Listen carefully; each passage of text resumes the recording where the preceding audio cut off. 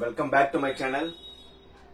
TNEA 2024 Engineering Admission சேர்றதுக்கான நாளும் முடிஞ்சிருச்சுன்னா last நடந்த counselling வந்து SCA to SC கவுன்சிலிங் அவங்க ஜாயின் பண்றதுக்கான டேட் வந்து லாஸ்ட் டேட் சொல்லி இருந்தது as per ப்ரொவிஷனல் அலாட்மெண்ட் வந்து செப்டம்பர் 13. ஸோ செப்டம்பர் 13க்குள்ள வந்து எல்லாருமே வந்து காலேஜ் ஜாயின் பண்ணியிருந்திருப்பீங்க. மேபி இன்னொரு 10 days வரை வந்து நீங்க என்ன செய்யலாம்னா மேனேஜ்மெண்ட் சீட் இந்த லேப் சீட் எல்லாமே வந்து மேனேஜ்மெண்ட் சீட்டா கன்வெர்ட் பண்ணலாம். சோ இப்போ வந்து நிறைய பெரிய பெரிய இன்ஜினியரிங் காலேஜ்ல வந்து சர்ப்ரைஸா வந்து அவங்க எதிர்பார்த்ததுல நிறைய வந்து இதாயிருச்சு. ஏன்னா நார்மலா வந்து சென்னை சைட்ல எல்லாம் வந்து ஒரு 5 to 8 lakhs வரை வந்து கம்ப்யூட்டர் சென்ட்ரிக் கோர்ஸுக்கு டொனேஷன் மாதிரி வாங்கிட்டு இருந்தாங்க. கோயம்புத்தூர் சைட்லயும் அதே மாதிரி வந்து 3 to 5 வரை வந்து டொனேஷன் வாங்கிட்டு இருந்தாங்க. சோ இந்த மாதிரி வாங்கிட்டு இருந்தவங்க வந்து அவங்க ஏற்கனவே வந்து ஒரு கால்குலேஷன் போட்டிருந்தாங்க. நார்மல் வந்து கவுன்சிலிங் சீட் அலோகேஷன் எப்படின்னா 65% வந்து கவுன்சிலிங், 35% வந்து மேனேஜ்மெண்ட் சீட் போட்டுக்கலாம். அப்படி போட்டு வந்து இப்ப பெரிய காலேஜ்ல எல்லாம் வந்து நிறைய சீட்ஸ் வந்து அவங்களுக்கு தெரியும் இந்த எஸ்சி சீட்ஸ் லேப்ஸ் ஆகும், மெயினா வந்து SCA to SC seat lapse ஆகும் சொல்லி அவங்க எதிர்பார்த்து நிறைய சென்னை காலேஜஸ்ல அட்மிஷன் வந்து டொனேஷன் வாங்கிட்டாங்க. ஆனா லாஸ்ட் மூமெண்ட்ல வந்து SC ஸ்டூடெண்ட்ஸ் நிறைய பேர் வந்து சப்ளிமெண்டரி கவுன்சிலையும் எஸ்பெஷலி வந்து SCA to SC ல வந்து எடுத்திருக்காங்க. ஆனா எனக்கு வந்த போன் கால்ஸ்ல வந்து ஒரு 7-8 ஸ்டூடெண்ட்ஸ் வந்து சார் நாங்க SCA to SC வந்து ஒரு காலேஜ் போய் கொடுத்தோம்னா அவங்க வந்து ஒரு பெரிய காலேஜ், ஏன்னா இனி வந்து நம்ம காலேஜ் பேரை சொல்லக்கூடாது, ஏன்னா தார்மீக பொறுப்பு இருக்கு. பெரிய காலேஜ், அதாவது அந்த பெரிய காலேஜ்ல போய் வந்து அவங்க போய் SCA to SC அலாட்மெண்ட் வேற காலேஜ்ல இருந்து மாறி வந்து கொடுத்தாலும் சார் எதுக்கு இந்த காலேஜ் சார், நீங்க ஏற்கனவே இருக்கிற காலேஜே வந்து நல்ல காலேஜ், அதுவும் அவங்க என்ன எடுத்திருந்தாங்க ஒரு கவர்மெண்ட் ரிலேட்டட் காலேஜ்ல வந்து சீட் எடுத்துட்டு சார் அதே நல்ல காலேஜ், அதை எடுத்து அதை எதுக்கு விட்டுட்டு இங்க வர்றீங்க, உங்களுக்கு அதே நல்ல ஆப்ஷன் சொல்லி பெரிய காலேஜ் ஒரு காலேஜ்ல வந்து சீட் எடுத்துட்டு வந்தா வாங்க வரவே இருப்பாங்களா, அதே காலேஜ் என்ன செய்யறாங்க நீங்க ஏன் அந்த காலேஜ்ல விட்டுட்டு வரீங்கன்னு. அதே மாதிரி வந்து எனக்கு வந்து நிறைய பேர் கைடன்ஸ் பண்ணதுல வந்து நான் என்ன சொல்லியிருந்தேன்னா இப்ப SCA to SC கவுன்சிலிங் வந்து நீங்க வந்து காலேஜ் விட்டு மாறலாம், பட் வந்து ஒரே காலேஜுக்குள்ள மாறினா ரொம்ப பெஸ்ட்னு சொல்லும் போது அந்த மாதிரி நிறைய ஸ்டூடெண்ட்ஸ் என்ன செஞ்சாங்க SCA to SC ல ஏற்கனவே வந்து ஒண்ணு வேற டிபார்ட்மெண்ட் வந்து கவுன்சிலிங் எடுத்ததா இருக்கும், இல்லையா மேனேஜ்மெண்ட்ல போட்டவங்க எல்லாம் இருந்திருப்பாங்க.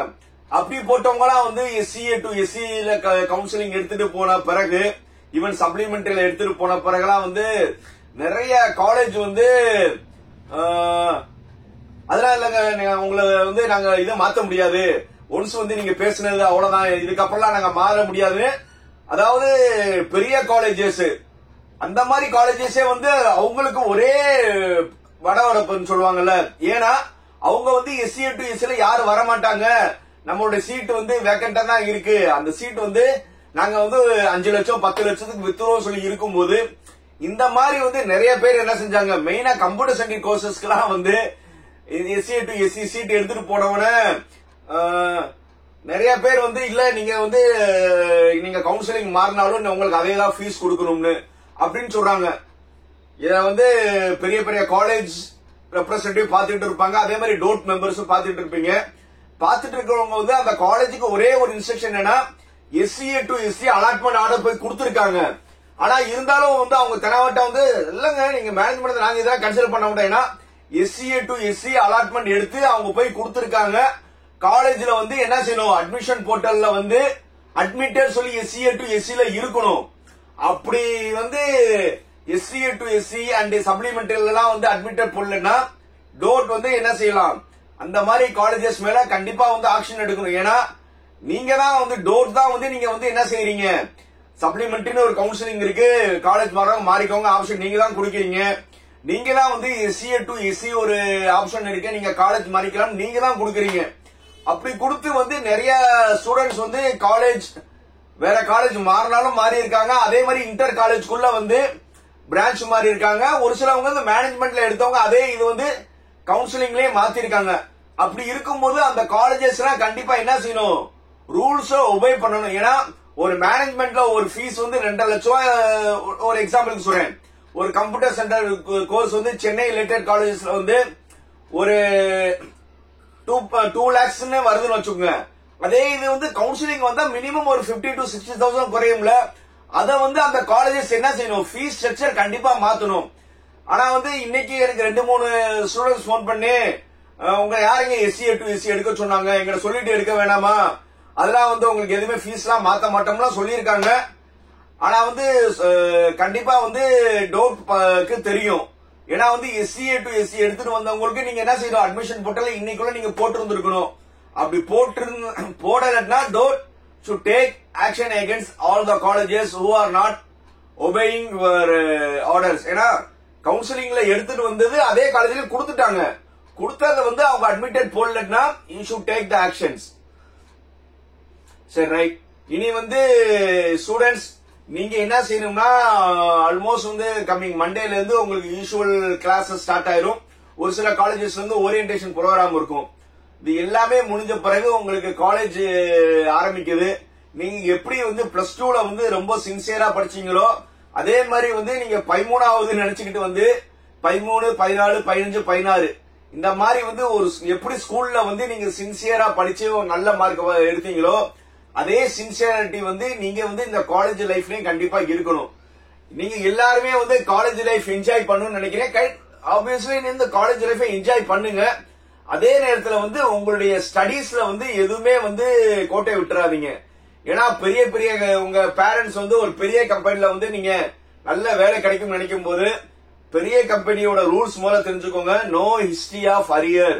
நீங்க எங்கேயும் நீங்க அரியர் வச்சீங்கன்னா அவங்க வந்து என்ன செய்ய மாட்டாங்க, உங்களுக்கு வேலைக்கு எடுக்க மாட்டாங்க. ஏன்னா நீங்க இன்டர்வியூ பேனலுக்கே போக முடியாது.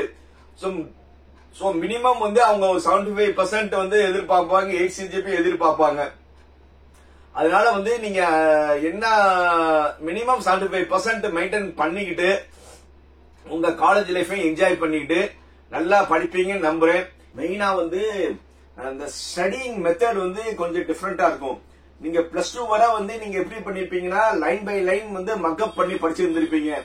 ஆனா காலேஜ்ல வந்து நீங்க மக்கப் பண்ணியோ ஒரு எஸ்ஏ மாதிரியோ எழுதணும்னு அவசியம் கிடையாது. காலேஜ்ல வந்து என்ன எதிர்பார்ப்பாங்கன்னா கீ பாயிண்ட் சொல்லி எதிர்பார்ப்பாங்க. நீங்க வந்து லெக்சர் ஹவர்ஸ்ல வந்து நீங்க வந்து மெயினா வந்து கிளாஸ்ல நோட்ஸ் எடுங்க. அந்த நோட்ஸ் எடுக்கும் போது வந்து பாயிண்டா நோட் பண்ணுங்க. ஏன்னா வந்து இன்ஜினியரிங் காலேஜ்ல வந்து வேல்யூவேஷன் எப்படி இருக்கும்னா, ஃபர்ஸ்ட் நீங்க பார்த்தோன்னே உங்க பாயிண்ட பார்த்தோன்னே வந்து வேல்யூ பண்ணிடுவாங்க. நீங்க அந்த ஸ்கூல்ல சொன்ன மாதிரி வந்து நீங்க 1 லைன் விடாம எழுதுன்னு சொல்லுவாங்க, அப்படிலாம் கிடையாது. இது இங்க இன்ஜினியரிங்ல வந்து மெயினா வந்து கீ பாயிண்ட்ஸ். இந்த கீ பாயிண்ட்ஸ் வந்து எழுதுறதுக்காக வந்து நீங்க வந்து ப்ராம்ப்டா வந்து கிளாஸ் லெக்சர் கொடுக்கும்போது நோட்ஸ் எடுங்க. இந்த மாதிரி நோட்ஸ் எடுத்து நீங்க எவ்வளவு அன்னைக்கு வந்து நீங்க படிச்சிட்டீங்கன்னா வந்து உங்களுக்கு வந்து இன்ஜினியரிங் வந்து ரொம்ப கஷ்டமாவே இருக்காது. நல்லா ஸ்கோர் பண்ணலாம்.